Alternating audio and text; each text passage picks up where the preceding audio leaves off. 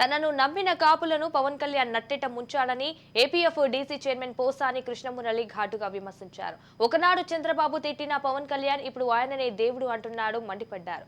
కమ్మ నాయకుడైన చంద్రబాబును ముఖ్యమంత్రిని చేయాలని కాపులకు చెప్తున్నాడని అన్నారు. ఇక పవన్ కళ్యాణ్ ను మరో రంగా అనుకున్నారు, కానీ ఇలా చంద్రబాబును ముఖ్యమంత్రిని చేసేందుకు ప్రయత్నిస్తుండడాన్ని కాపులు భరించలేకపోతున్నారని వ్యాఖ్యానించారు.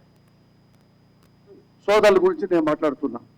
ఇది మాట్లాడాలి అంటే 1988కి వెళ్ళాలి. వంగవీటి మోహన రంగ అప్పట్లో ఎమ్మెల్యే, కాపుల ఆశాజ్యోతి, మాలాంటి వాళ్ళందరికీ పెద్ద హీరో. ఎన్టీఆర్ కంటే, నాగేశ్వరరావు గారి కంటే, అందరికంటే మాకు ఆయనకి దైవంగా భావించేవాళ్ళం. స్టూడెంట్ లీడర్స్గా మేము ఉన్నప్పుడు అతన్ని ఎలా చంపారో ఈ పోస్టర్లో నేను చెప్పదలుచుకున్నా.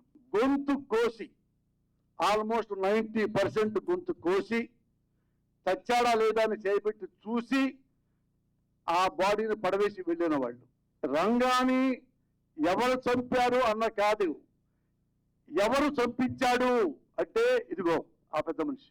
ధైర్యంగా చెప్తున్నా, నారా చంద్రబాబు నాయుడు వంగవీటి మోహన రంగా గారిని చంపించాడు. అది అందరూ తెలుసు.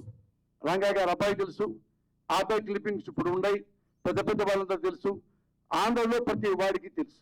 1988లో ఆయన ఎమ్మెల్యేగా ఉన్నప్పుడు ఆ 5 జిల్లాల్లో ఎన్టీ రామారావు కంటే మహా గొప్ప నాయకుడు ఈ రంగా గారు బతికితే ఈ 5 జిల్లాల్లో ఎమ్మెల్యే సీట్లు ప్రభావితం చేస్తే మనకు రాజకీయ భవిష్యత్తు ఉండదు, ఇతను చంపాల్సింది అని కంకణం కట్టుకున్నాడు నారా చంద్రబాబు నాయుడు.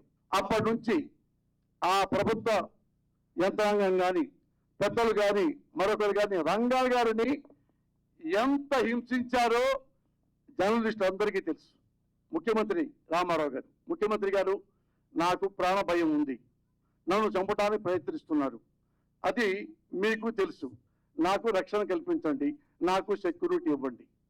ఇది తెలిసిన చంద్రబాబు నాయుడు రామారావు గారి ద్వారా రంగాకి సెక్యూరిటీ ఇప్పించడానికి ఇష్టపడక దాన్ని పక్కన పడేశాడు.